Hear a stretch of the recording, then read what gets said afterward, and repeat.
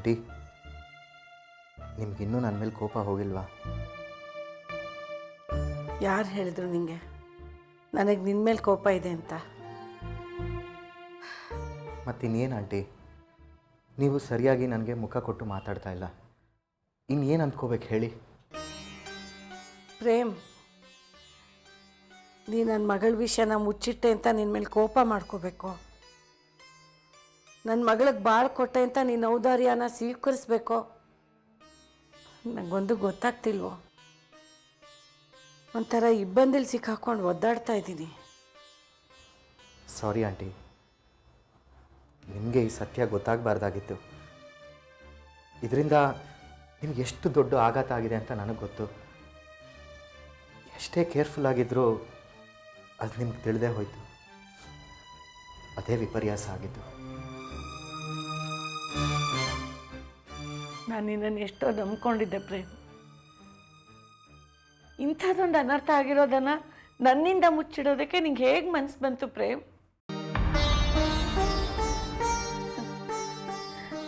ನಮ್ಮ ಆಫೀಸಲ್ಲೆಲ್ಲ ನಾನು ನನ್ನ ಮಗಳು ಅಳಿಯಂದು made for each other pair ಅಂತ ಜಂಬ ಕೊಚ್ಕೋತಾ ಇದ್ದೆ.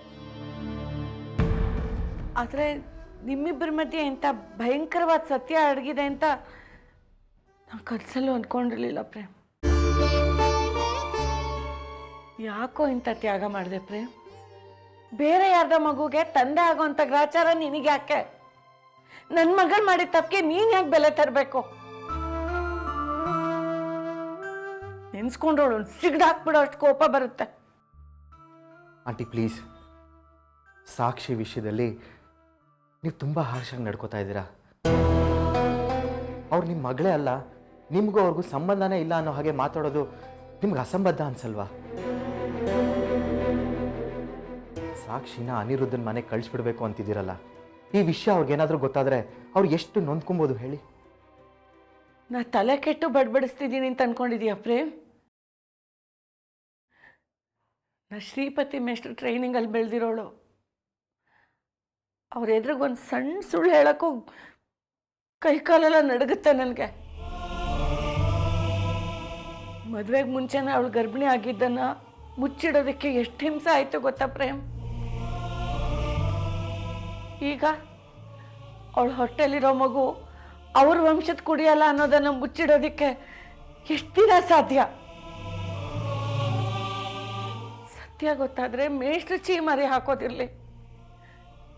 ನಮಗೆ ತಲೆ ಮರೆಸ್ಕೊಂಡು ಎಲ್ಲಾದರೂ ಓಡ್ ಹೊಟ್ಟೋಗೋಣ ಅಂತ ಅನ್ನಿಸ್ತಾ ಇದೆ. ಇಂಥ ಪರಿಸ್ಥಿತಿ ತಂದಿಟ್ಬಿಟ್ಲಲ್ಲ, ಅವಳ ಬಗ್ಗೆ ಸಿಟ್ಟು ಬರೋದಿಲ್ವಾ ನನಗೆ?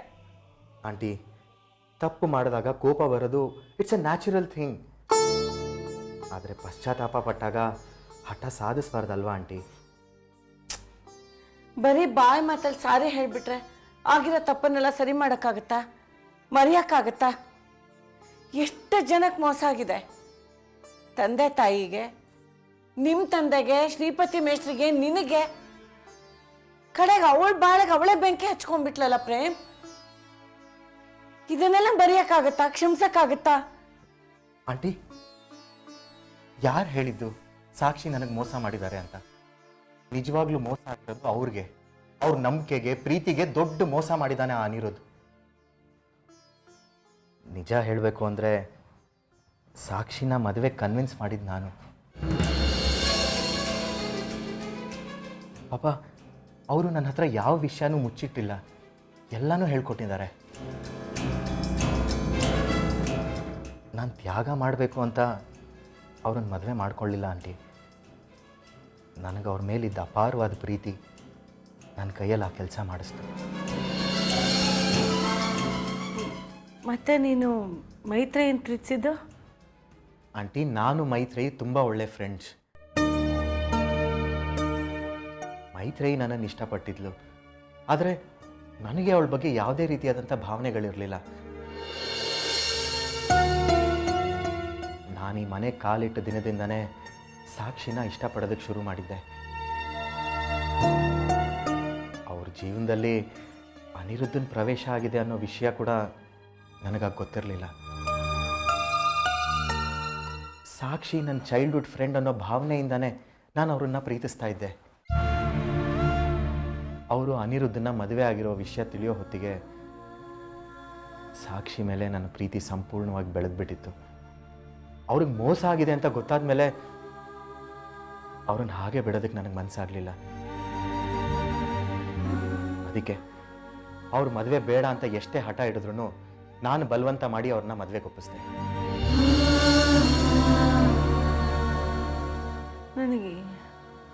ನನಗೇನು ಹೇಳಬೇಕು ಅಂತ ನನಗೆ ಗೊತ್ತಾಗ್ತಿಲ್ಲ ಪ್ರೇಮ್. ತಿಳಿದು ನೀನು ಬೇರೆ ಒಂದು ಮಗುವಿಗೆ ತಂದೆ ಹಾಗೆ ಹೊರಟಿದ್ಯಾ ಅಂತಂದರೆ ನನ್ನ ಬಾಯಿ ಕಟ್ಟಿದ ಹಾಗೆ ಆಗ್ತಿದೆ. ಆಂಟಿ ಪ್ಲೀಸ್, ನಾನು ಗ್ರೇಟ್ ಅಂತ ಶೋ ಆಫ್ ಮಾಡ್ತಾ ಇಲ್ಲ. ಆದರೆ ಅದನ್ನು ಅನಿರುದ್ಧನ ಮಗು ಅಂತ ಮಾತ್ರ ದಯವಿಟ್ಟು ಹೇಳಬೇಡಿ. ಯಾಕಂದರೆ ನಾನು ಸಾಕ್ಷಿಗೆ ತಾಳಿ ಕಟ್ಟಿದ ದಿನಾನೇ ಅನಿರುದ್ಧ ಜೊತೆ ಸಂಬಂಧ ಕಳೆದು ಹೋಗಿದೆ. ಅವ್ರಿಗೆ ಸಂಬಂಧ ಇಲ್ಲ ಅಂದಮೇಲೆ ಆ ಮಗು ಮೇಲೆ ಅವನಿಗೇನು ಅಧಿಕಾರ ಇದೆ ಹೇಳಿ? ಆ ಮಗುನ ತೆಗೆಸಿ ಹಾಕ್ಬಿಡು ಅಂತ ನಿರ್ದಯವಾಗಿ ಹೇಳ್ದ ಆ ನೀಚ. ಅವನಿಗೂ ಮಗುಗೂ ಯಾವುದೇ ರೀತಿಯಾದಂಥ ಸಂಬಂಧ ಇಲ್ಲ. ಸಾಕ್ಷಿ ಈಗ ನನ್ನ ಹೆಂಡತಿ. ಅವ್ರ ಹೊಟ್ಟೆಲಿ ಬೆಳೀತಾ ಇರೋ ಮಗು ಬಗ್ಗೆ ಭಾವನಾತ್ಮಕವಾಗಿ ಬಾಂಧವ್ಯನ ಬೆಳೆಸ್ಕೊಂಡ್ಬಿಟ್ಟಿದ್ದೀನಿ ಆಂಟಿ. ಇದು ತ್ಯಾಗ ಅಂತಾಗಲಿ ಔದಾರ್ಯ ಅಂತಾಗಲಿ ದಯವಿಟ್ಟು ಭಾವಿಸ್ಬೇಡಿ. ನನಗೆ ತುಂಬ ಹರ್ಟ್ ಆಗುತ್ತೆ.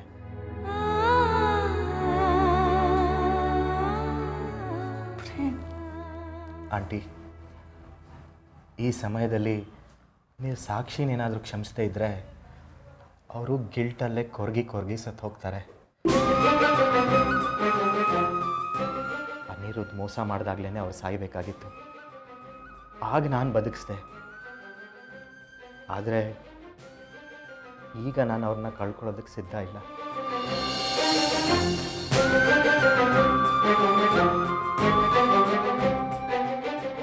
ಪ್ಲೀಸ್.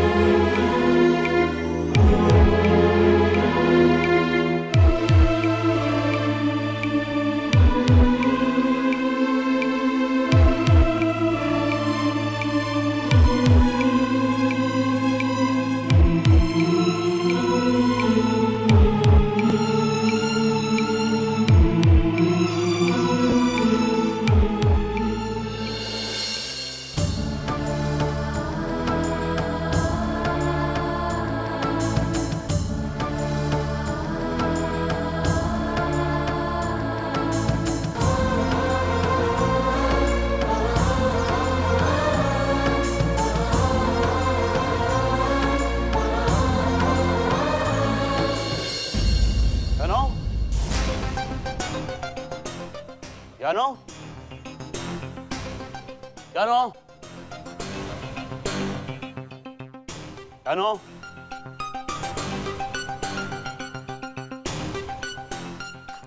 ಯಾನೋ ಎಲ್ಲೋಗಿದೆ?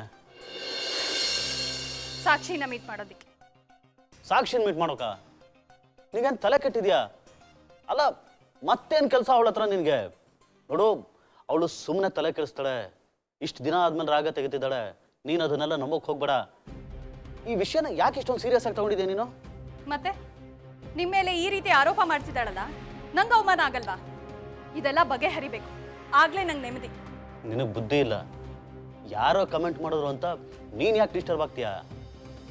ಅವಳು ಊರೆಲ್ಲ ಹೇಳ್ಕೊಂಡು ಬರ್ತಿದ್ದಾಳೆ ಅದು ನಿಮ್ಮ ಮಗು ಅಂತ. ಅವಳು ಹೇಳ್ಕೊಂಬಂದ್ರೆ ಅದು ನನ್ನ ಮಗು ಆಗ್ಬಿಡುತ್ತಾ? ಇದನ್ನ ಹೀಗೆ ಬಿಟ್ರೆ ಅದು ನಿಮ್ಮ ಮಗು ಅಂತ ಹೇಳ್ಕೊಳ್ಳೋ ಚಾನ್ಸಸ್ ಇದೆ. ಯಾನು? ಎನಿವೇಸ್, ನಾನು ಮೀಟ್ ಮಾಡಕ್ ಹೋಗಿದ್ದು ಸಾಕ್ಷಿನಲ್ಲ, ಅದಿತಿನ. ಅದಿತಿನ? ಯಾಕೆ?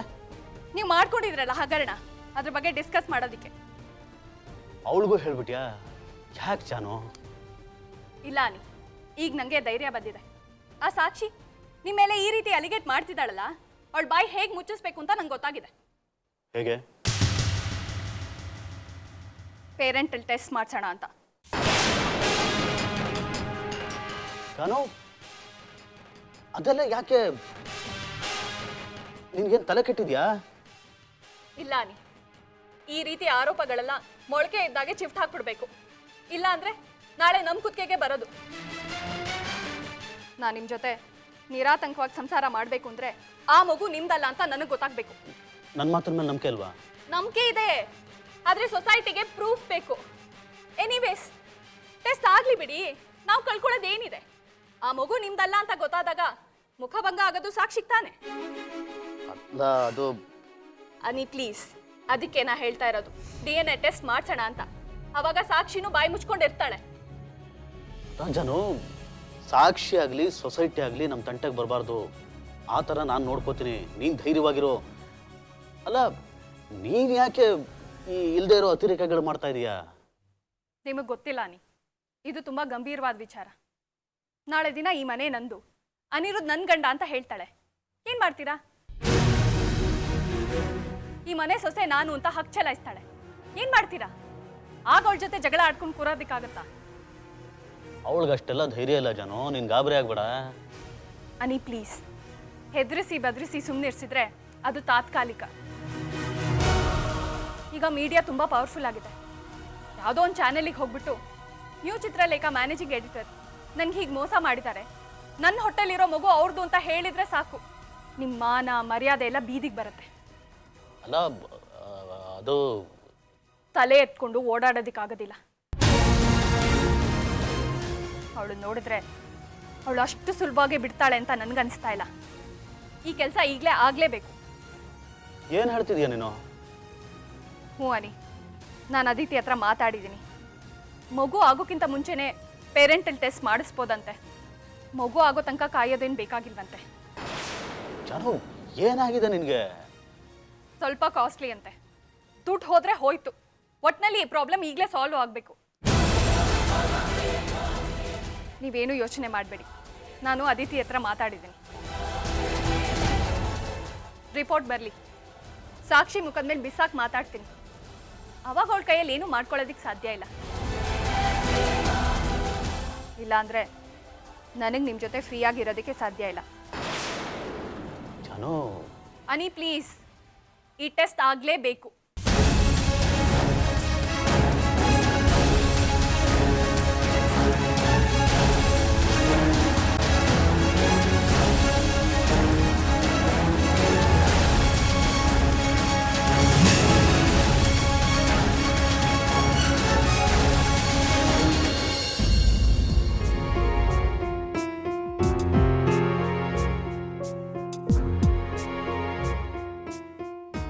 ಕಾಫಿ. ಪ್ರೇಮ್,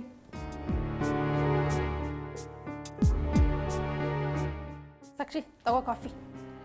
ನನಗೇನು ಬೇಡ ಸ್ವಾತಿ, ದಯವಿಟ್ಟು ನನ್ನ ಪಾಡಿಗೆ ನಾನು ಬಿಟ್ಬಿಡು. ಏನೇ ಊಟ ತಿಂಡಿ ತಿನ್ನೋದು ಬಿಟ್ಬಿಟ್ಟು ಪ್ರಾಣನೂ ಬಿಟ್ಬಿಡ್ಬೇಕು ಅಂತಿದ್ಯಾ? ನಿನ್ನ ಹೊಟ್ಟೆಲಿ ಒಂದು ಮಗು ಇದೆ ಅನ್ನೋ ಪ್ರಜ್ಞೆ ಬೇಡವಾ ನಿನಗೆ?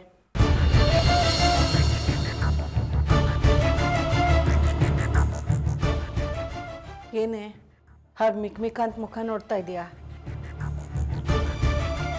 ನಿಂಗೆ ಹೇಳ್ತಾ ಇರೋದು, ನೀನು ಮಾಡಿರೋ ತಪ್ಪಿಗೆ ಹೊಟ್ಟೆಲಿರೋ ಮಗುಗೆ ಯಾಕೆ ಶಿಕ್ಷೆ ಕೊಡ್ತಿದ್ಯಾ ಅಂತಿದ್ದೀನಿ.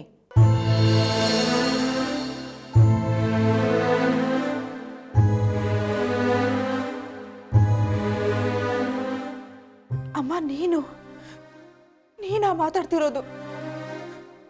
ನೀನು ನನ್ನ ಮೇಲೆ ಕೋಪ ಮಾಡ್ಕೊಂಡ್ರೂ ಪರವಾಗಿಲ್ಲ, ನನ್ನ ಬಾಯಿಗೆ ಬಂದ ಹಾಗೆ ಬೈದ್ರೂ ಪರವಾಗಿಲ್ಲ, ನನ್ನ ಜೊತೆ ಮಾತಾಡ್ದಿಯಲ್ಲ ಅಷ್ಟೇ ಸಾಕು.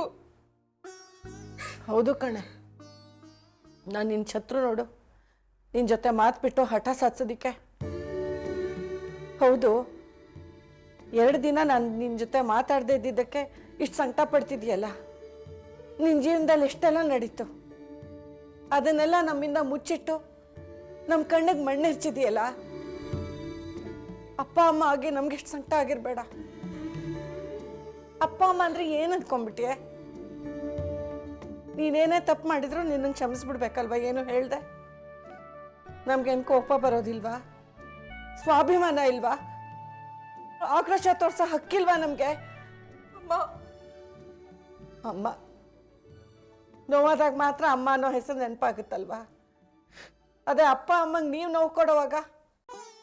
ಅಮ್ಮ, ನಾನು ತಪ್ಪು ಮಾಡಿದ್ದೀನಿ, ಬೇಕಾದ್ರೆ ನಿನ್ನ ಕಾಲಿಗೆ ಬೀಳ್ತೀನಿ, ಆದ್ರೆ ದಯವಿಟ್ಟು ಕ್ಷಮೆ ಇಲ್ಲ ಅಂತ ಮಾತ್ರ ಹೇಳ್ಬೇಡ ಅಮ್ಮ.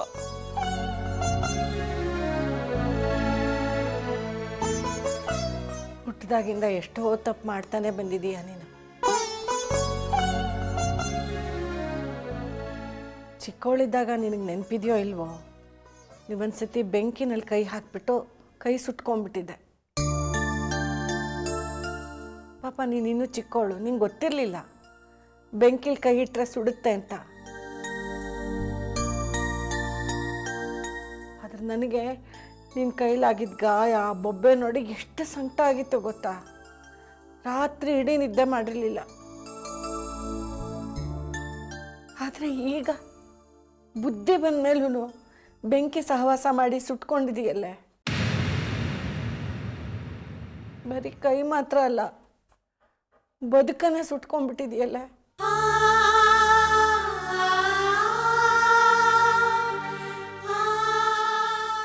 ಈಗ ನಾವು ಮಾತಾಡಿ ಏನು ಪ್ರಯೋಜನ? ನಮ್ಗೆ ಏನು ಹೇಳಕ್ಕೆ ಉಳಿಸಿದೀಯಾ? ಏನಿದೆ ಮಾತಾಡೋದಿಕ್ಕೆ? ನಮ್ಮ ಮರ್ಯಾದೆ ನಾವೇ ಬೀದಿಲಿ ಹರಾಜು ಹಾಕೊಂಡಾಗ ಆಗುತ್ತಷ್ಟೆ. ನಾನು ಇದನ್ನು ಕ್ಷಮಿಸ್ತೀನಿ ಅಂತ ಅಂದ ಮಾತ್ರಕ್ಕೆ ನೀ ಮಾಡಿರೋ ತಪ್ಪೆಲ್ಲ ಅಳಿಸ್ ಹೋಗುತ್ತಾ? ಅಮ್ಮ, ಸಾಕ್ಷಿ ಈಗಾಗಲೇ ತುಂಬ ಹರ್ಟ್ ಆಗಿದ್ದಾಳೆ. ನೀನು ಯಾಕೆ ಅದನ್ನು ಚುಚ್ಚಿ ಗಾಯ ಮಾಡ್ತೀಯಾ? ಬೇಕಾ ಇದೆಲ್ಲ? ಸಾಕು ಸುಮ್ಮನಿರೆ. ನನ್ನೇನು ಅಷ್ಟೊಂದು ಕಟುಕಳು ಅಂದ್ಕೊಂಡ್ಬಿಟ್ಟಿದೀಯಾ? ಇಷ್ಟೆಲ್ಲ ತಪ್ಪಾದ್ರೂ ನಿಮ್ಮಕ್ಕ ಅವಳು ಹೊಟ್ಟೆಲಿರೋ ಮಗುನ ಯಾಕೆ ತೆಗೆಸ್ಲಿಲ್ಲ ಹೇಳು? ಇನ್ನೂ ಹುಟ್ಟದೇ ಇರೋ ಮಗು ಬಗ್ಗೆನೇ ಅಷ್ಟೊಂದು ಮಮಕಾರ ಅವಳು ಬೆಳೆಸ್ಕೊಂಡಿರೋವಾಗ ಇನ್ನು ಬೆಳೆದು ನಿಂತಿರೋ ಮಕ್ಕಳ ಬಗ್ಗೆ ನಮಗೆ ಪ್ರೀತಿ ಇರೋದಿಲ್ವಾ?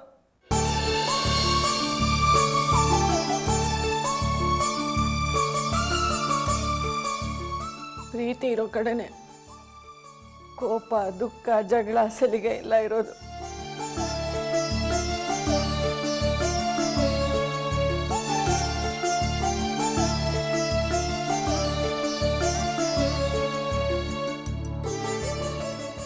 ಅಲ್ಲಮ್ಮ, ನಿಮ್ಮಮ್ಮನ ಏನು ಅರ್ಥ ಮಾಡ್ಕೊಂಡಿದ್ದೀರಿ ನೀವು?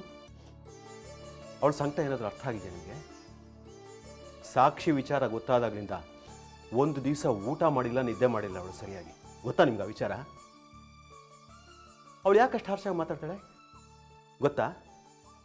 ನಿಮ್ಮ ಬಗ್ಗೆ ತುಂಬ ಭರವಸೆ ಇಟ್ಕೊಂಡಿದ್ಲ ಅವಳು. ಅದಕ್ಕೆ ಪ್ರತಿಫಲವಾಗಿ ನೀವೇನು ಮಾಡಿದ್ರಿ? ಅದಕ್ಕೆ ಅವಳಷ್ಟು ಹಾರ್ಷಾಗಿ ಬಿಹೇವ್ ಮಾಡೋದು. ಅಷ್ಟು ಗೊತ್ತಾಗೋದಿಲ್ಲ ನಿಮಗೆ?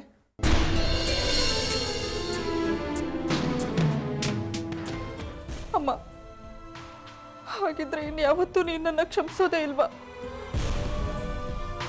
ಈ ಜನ್ಮದಲ್ಲಿ ನಾನು ಕ್ಷಮಿಸಬಾರ್ದು ಅಂತಲೇ ಅಂತ ಅಂದ್ಕೊಂಡಿದ್ದೆ. ಆದ್ರೆ ತಾಯಿ ಹೃದಯ ಬೇಗ ಕರಗ್ಬಿಡುತ್ತೆ.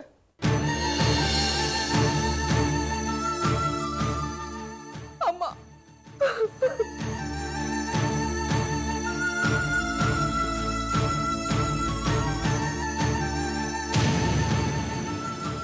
ಆ ದೇವರೇ ನಿನ್ನ ಕ್ಷಮಿಸ್ಬಿಟ್ಟಿದ್ದಾರೆ. ಅದಕ್ಕೆ ನನಗೆ ಪ್ರೇಮ ಅಂತ ಗಂಡ ಸಿಕ್ಕಿರೋದು. ಇನ್ನು ನಾನು ಹೇಗೆ ಕ್ಷಮಿಸ್ತಾ ಇರಲಿ ನಿನ್ನನ್ನು?